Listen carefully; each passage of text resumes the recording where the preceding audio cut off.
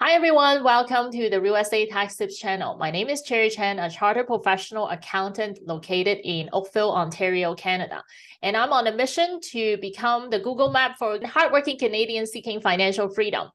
And one of the means to become financially free is to use debt to invest in real estate. And a lot of our clients these days are using private lending money to essentially help them close the properties because there could be gaps and there's gaps in terms of appraised values versus what they pay or agree to pay. And a lot of our clients and even lawyers that we work with are telling us about all these last minute situations. That bring us to today's special guest that I have, Jesse from Calvert Mortgage. And it's actually my honor, first time ever to interview someone, and he's willing to let me interview him on Zoom because it's my first time, so I don't know how it's going to be like. But before I get Jesse on our YouTube video, I just want to make sure that everyone subscribe to my channel, and also make sure that everyone get a chance to give us a thumbs up if you find this video useful. With that, welcome Jesse. Thanks, Cherry, and thanks to all your listeners and viewers for joining us. I'm humbled to be the first time Zoom interview, and I know it'll be great. Yes, it's awesome. Yeah, so Jesse Bobrowski from Calvert Home Mortgage Investment Corporation. I am a partner with the company and vice president of business development. I am the father to two amazing children and husband to one amazing wife. Work for a really great team of mortgage providers here at Calvert, and our aim is to provide an effortless experience for the personal and financial success of others. Well, as my understanding, correct me if I'm wrong, Calvert is a little bit different because I have a lot of clients who also do mortgage investing, do private lending, and they do it on their own money, using their own money, and they may arrange it through a mortgage broker and lend it to someone who's in need of the money. How's Calvert Mortgage different from? Yeah, so we're very different than the example that you just explained. We are a mortgage investment corporation. So we're essentially we are a fund of mortgages. Okay. So whereas some of your clients are doing one-off real estate lending opportunities, we're professionally managing the fund, professionally managing with underwriters, a finance team. We have uniquenesses like we have a big bank facility, a $200 million facility that we can draw from and leverage up our returns to our shareholders. And our focus is to lend on short-term real estate opportunities in major urban centers. We've chosen that as our goal because a lot of the banks and even our competition doesn't want to lend short-term. You know, there's a big cost to do the underwriting, do your due diligence, get your money out only to have it come back quickly. We love it because of that niche. And 75% of what we do, Cherry, is supporting real estate investors who buy, renovate, and sell. So flippers, or real estate investors who buy, renovate, rent, and refinance. So people who build their rental portfolio through the BRRRR strategy. So that's predominantly the borrowers that we service. And we've built unique product features to best serve those real estate investors. So essentially, we are a pool of individual alternative mortgages. Currently, we have pooled $320 million of mortgages. Again, predominantly residential in major urban centers. We have about 920 loans on our books right now, with an average loan to value of 58%. So for every $58 million we have lent out, we have $100 million of mortgage security. So I can't help. I can't help but ask because like you mentioned, your primary target customer is the people who are doing BRRRR strategy or flips in major urban center. I don't know if this is a question that's not supposed to be asked, but I'm going to ask it. I know, Jesse, you have an answer for it. What are the market right now? Because it doesn't seem like the market is that easy. Yeah, the market is definitely not as easy as it was 7 months ago, particularly in Ontario. So we have right now, we're lending in Alberta and Ontario. Mm. We have today about 55% of our money in Alberta. The bulk Yep. of that is in Calgary and Edmonton. And Yep. then the other 45% is in Ontario. So the market is there's a lot of downward pressure in Ontario. Mm-hmm. So for flippers, particularly ones who bought in December, January, February, or March, and that are trying to sell today, they're at a real disadvantage because of how quickly the market went down. Mm-hmm. In saying that, this is something that we had anticipated as a fund. Oh. With what we saw in the rise in Ontario, we knew a lot of that was artificial due to very cheap capital. Mm-hmm. So we were underwriting in the mindset that there could be and there would likely be a Mm-hmm. large correction. So we're seeing that today. A lot of our borrowers, they basically all of our borrowers, Cherry, make their money on buying right. So you don't make your money by doing the renovations better than the next guy. Yeah, maybe Mm. you could save 1, 2, 3, 4, 5,000, but you make your money by buying right and buying under market value. And usually, in order to do that, you're buying private sales, you're buying houses that are dilapidated, have significant deferred maintenance, where the general market is not attracted to that type of product. So while it's not as easy today for those people in Ontario that bought at those times, we're still seeing a lot of opportunities, especially today where our sharp money, our sharp buyers are finding really good deals. Because 7 months ago and beyond, what a Mm-hmm. lot of our more sophisticated borrowers saw was that there were no good opportunities. Even the private sales, because the market psychology, it was such a seller's market that in order to buy right, they needed to factor in appreciation. And to us, when you're doing that, you're speculating. And Mm-hmm. we Mm-hmm. won't lend to those borrowers that are speculating. We need to see the real numbers, run our analysis, and let the numbers prove out that when you're done renovating, you're going to be profitable. So, long story short, yes, in Ontario, there are some headwinds. Yes, it's a bit more difficult of a market today than it was, but I would say the buyers buying today have a high likelihood of success versus especially the buyers that bought 6, 7, 8, 9, 10 months ago. So those are the mortgages we're watching more carefully in our book today. So, like in other words, you guys have a very, I would say, more scrutinized approach in terms of when you land out, when you find your primary customers. It's not like you're going to land to everybody. Correct. Yeah, we're fortunate. We've been doing this for 40 years. We've lent literally billions of dollars on almost tens of thousands, thousands of mortgages. So we have a lot of really good data, and we've built in a Mm. lot of really good business practices through learning what happens, especially through learning what happens in the downside. Outside of 3 years ago, all of our money was lent in Alberta, which has really big real estate cycles. So we've developed underwriting practices around protecting our downside risk. Our goal as a fund is firstly preserving capital, secondly Mm-hmm. providing a better than average risk adjusted return to our shareholders. And we've been fortunate through our 40 years to do that. Our average return to shareholders over that time has been 13%. Over the last Wow. 10, we've been 9.7. This year, we're projecting to return in and around 11%. So yeah, we scrutinize our loans very carefully.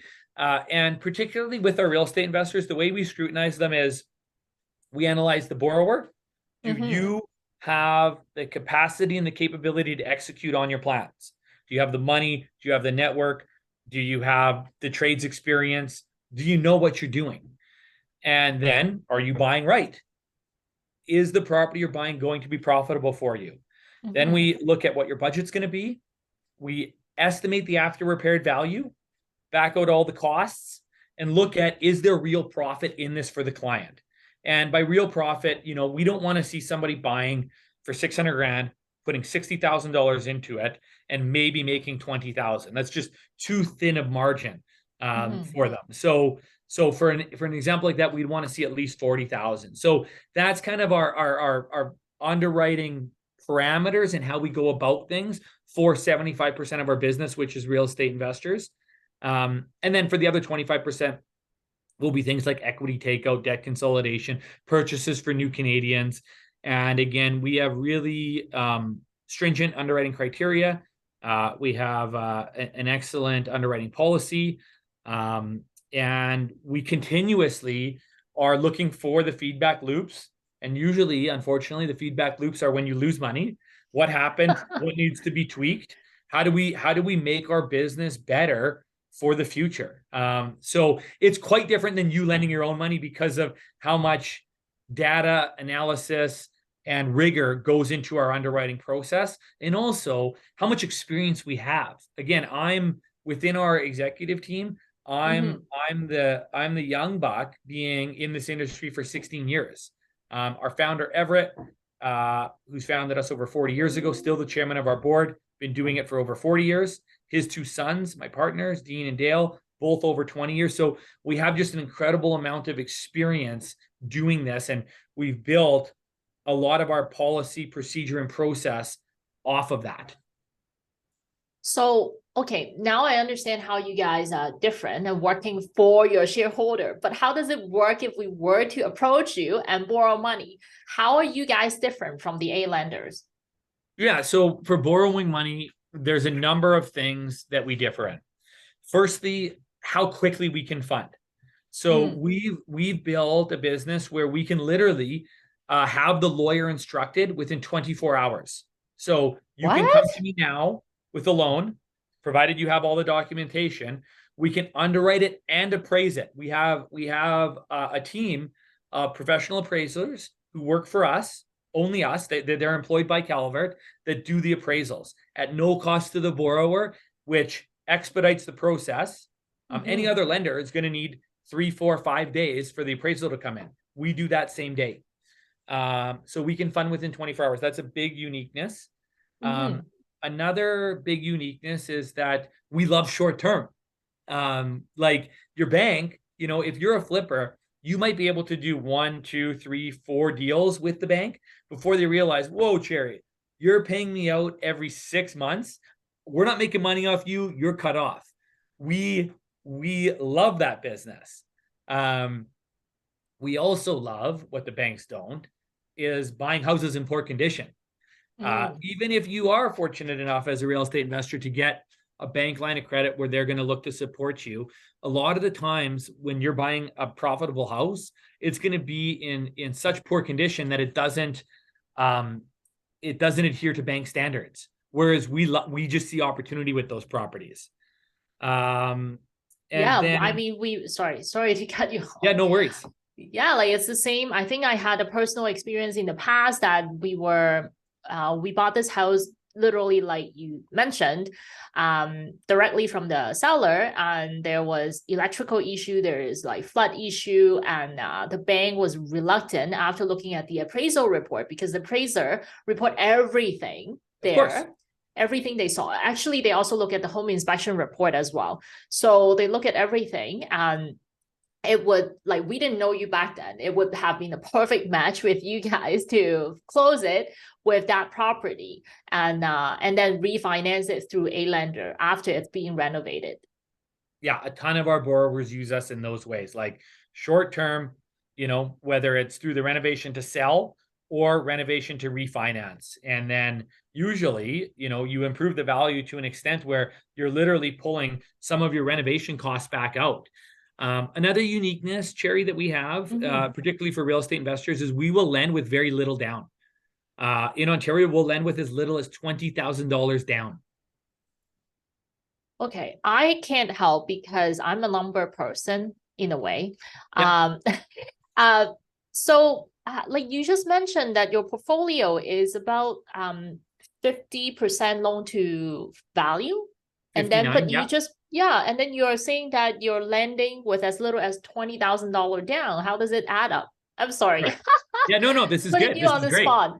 Yeah. We love it because these are the same conversations we get to have with our borrowers, our shareholders, our bankers, um, a lot of our trusted service providers. So Mm-hmm. the way that it works is when buying right, we're going to support it with as little as $20,000 down, Mm-hmm. provided you can execute. So execution is you're going to show us your cash to renovate.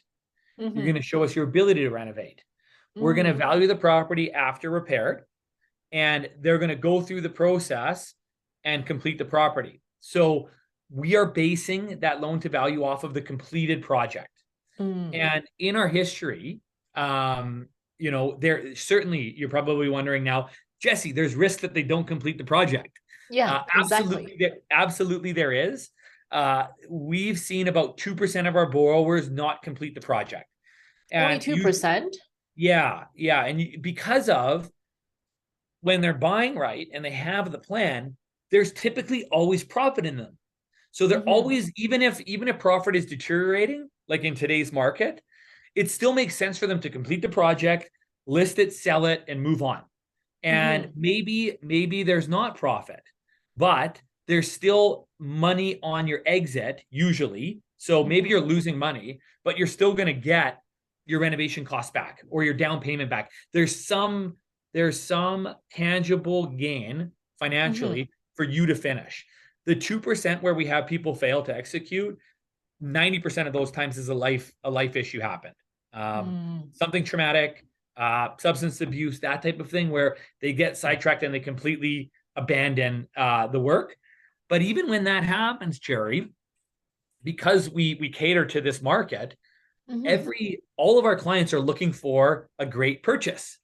So when it happens, we look at the property and we say, okay, here's what it's worth today. And in all likelihood, we can go to the market and it will sell to make us whole.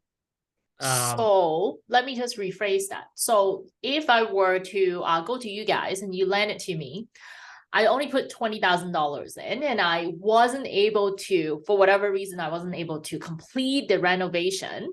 And so the house is like, whatever, half completed, which Partially you see complete. today. Yeah, quite common today in today's market in Ontario anyway. Yes.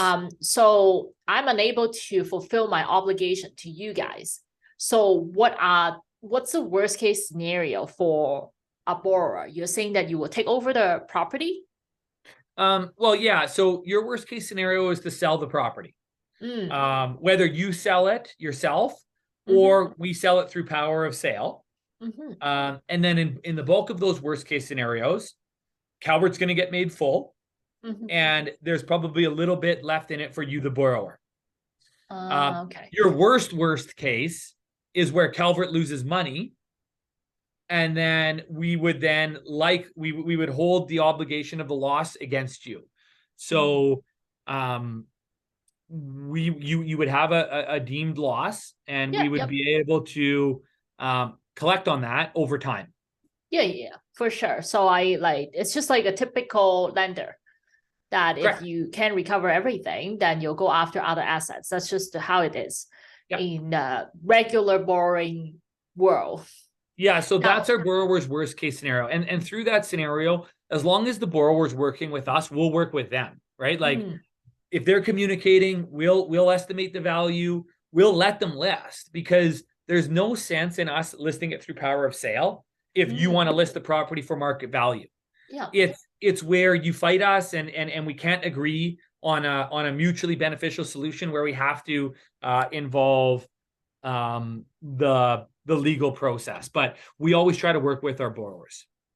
So I guess one of the example that I got personally or through my client situation is that she holds the second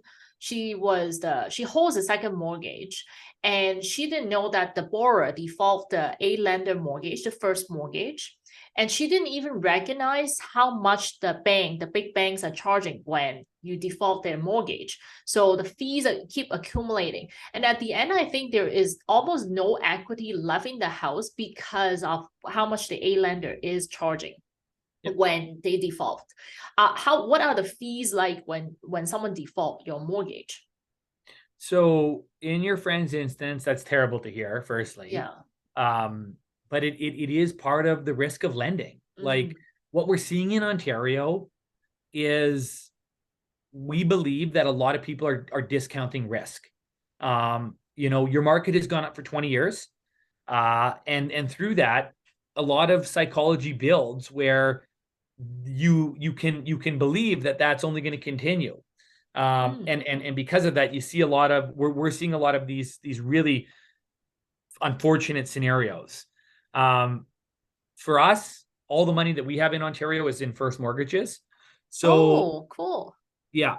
We about right now, 97% of our book is firsts. We don't do many seconds, for many reasons. But yeah. So anyhow, going back to your friend's scenario, when I just went through this where we have went through power of sale and there's a borrower behind us.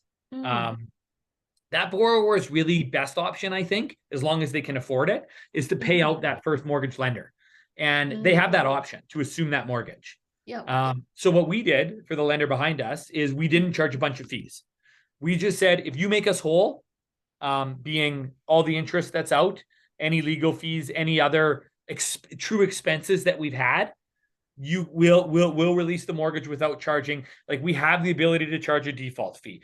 We essentially have the ability within our standard mortgage terms to charge an extra $20,000 to $30,000 on top of what's outstanding. But we don't see the need to do that. If you make us whole and you save my time for going through the process, I'm grateful. I'll waive all the fees and you can simply pay me out. But your friend has to have the means to be able to do that. So it's important for your listeners that when thinking of going in a second mortgage position, your worst case scenario is you need to take out that first. Do you have the capacity to do it? If you don't, you should rethink your second mortgage. Oh, 100%. Like, fortunately for her, she turned it into like something $100,000 to $140,000 worth of profit subsequently in that particular case. It's just that it's interesting for me to learn that, hey, a lender, if you are not careful with your payment, or the borrower is not careful with the a lender payment, they could easily be charged a huge amount of fees without you knowing. Okay, so now that I know Calvert is super flexible, I need to know how much you guys are charging. I'm a number person, sort of. So what are the rates in today's environment that you're charging? So I'm going to give you averages. Well, no, I'll give you kind of low and high, and then I'll give you average. Sure. So right now we charge for every loan that we do, we charge a rate and a fee. Okay. That rate in today's market has gone up. We've increased our rates since the beginning of this quantitative tightening. So today, since March to today, the Bank of Canada has increased 3.5%. We've increased on average half of that, 1.75. So today, our least expensive money is 9.24. Our most expensive money is 16.9. Most of the borrowers use our cheapest money, so they de-risk us by putting more money down and that type of thing. Our average interest rate today is 10.1%. Our fees, the least expensive fee we have is 1%. The most is 2.5%. Our average fee is 1.12 today. What's the difference between the 1% versus 2.5%? Depending on the term of the mortgage, depending on the risk, the shorter the term, the less fee we can charge, because when you annualize that fee, we look at the total return, not just we look at the holistic return, not just the return on inception. And we recycle our money. So we're running modeling that keeps that in mind, right? Like when we're getting paid out on average, our whole book, 10% a month, that fee generation really compounds itself. So anyhow, the fee is it's all related to risk, and it's all related to time. So that's the difference between fee and rate. Okay, so do you guys register your mortgage against the personal credit report? We don't. And because we're such short-term lenders, we've never really been asked to. Like, I could see it, let's say we were doing a mortgage that was likely to be on our books for 2 years. And the reason we were doing the mortgage was because the client's credit was poor. That client would want us to register our mortgage with their credit bureau so that they can increase their score. But because we're lending so short term and it's such a niche product, we haven't seen the need to register against credit bureau. But then you still register a lien against, obviously, the property. You just don't register necessarily with the credit bureau. Oh yeah, anytime we lend our money, we're mandated to have a registered mortgage on title. We just don't register against credit bureau. We would register if we had a claim for a loss, we would register that against credit bureau, absolutely. Okay, so this is a follow-up question. How would you know someone borrow money? How would you know if you don't register against credit bureau? How would other people know that they have this obligation? Let's say I have a property A and I borrow from you guys 500,000 is worth $1 million. So my credit report doesn't really show that and they're not really, I'm not borrowing against this particular property anymore, but I could easily say that, hey, I have no mortgage on this particular property, unless they do a search on that property. For that particular property, I could easily say, hey, like I own this property outright. Because typically if I'm borrowing to buy another property, they would not check my other properties report, right? The land registry. I would disagree. A prudent lender would check every single title. So, when we're lending, and we're lending to real estate investors who own a ton of properties. So you check every single one. Every single title, and we get a mortgage balance statement on every single mortgage. Oh, okay. It costs us $35 to pull title in Ontario. It costs us $5 in Alberta, but that $35 is absolutely worth the investment every time. So did you discover stuff from that $35 or $5, depending on where you land?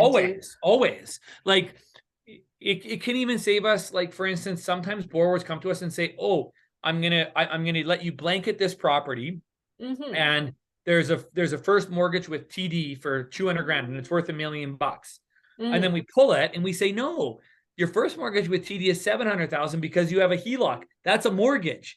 And right away, that's just saved my underwriters an hour and a half of their time and my admin. So now I've just, and that time is expensive. Now I've spent $35 to save the company upwards of $500 in man hours just by finding that one tweak. So that's a quick example of how it has saved us time and money.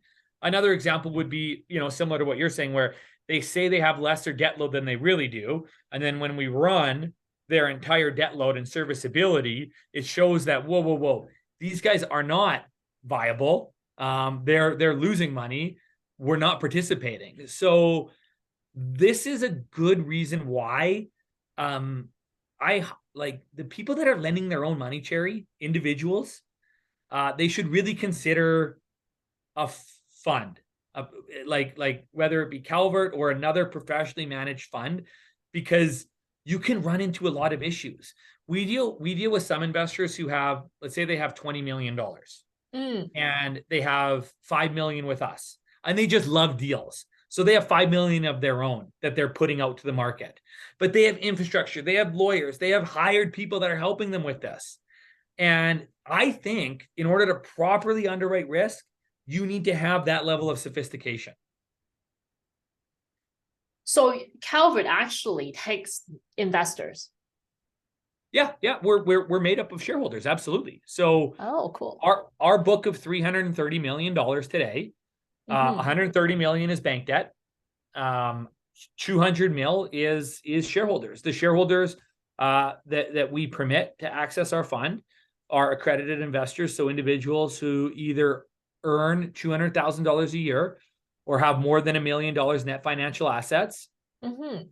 we like to be as closely held as possible. We really like to know who our shareholders are and have really good relationships with them. So there are 10 shareholders that make up right now 55% of that 200 million. And our goal is to continue to grow through that channel. So those would be family offices, investment fund managers who their fund invests in us.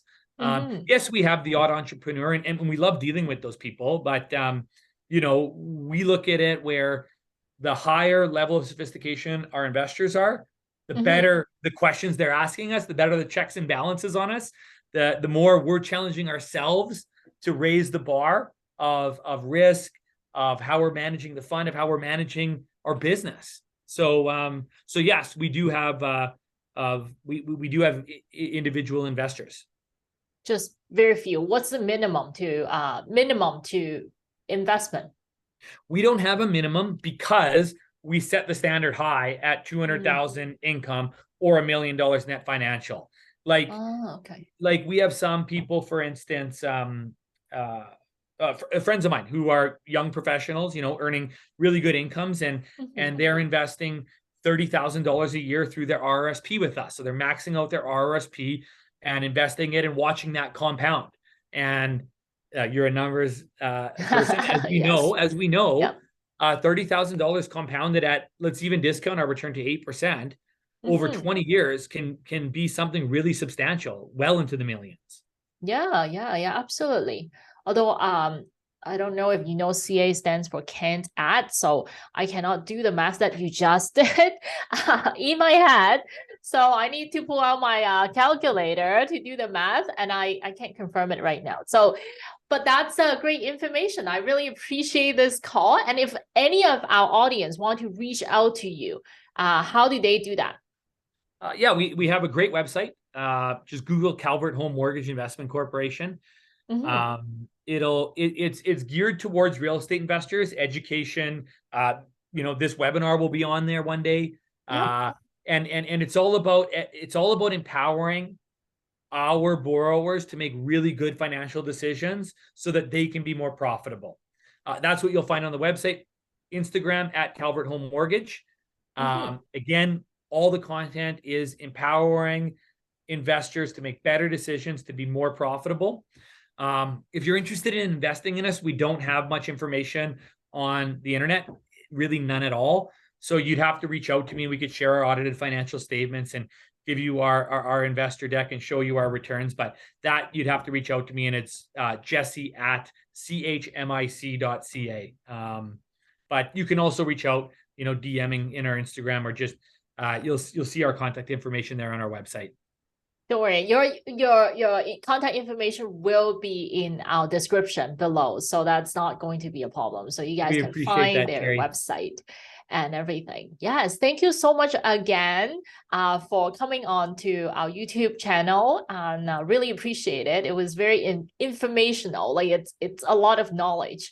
I already know what my title of this whole YouTube video and my blog post would be. Awesome. Yeah. Thank you so much. For those of you who find our video useful, make sure you give us a thumbs up. If you have questions, make sure that you comment in the section below and hit the subscribe button if you want to stay on top of the latest tax tip. Until next time, thank you for watching.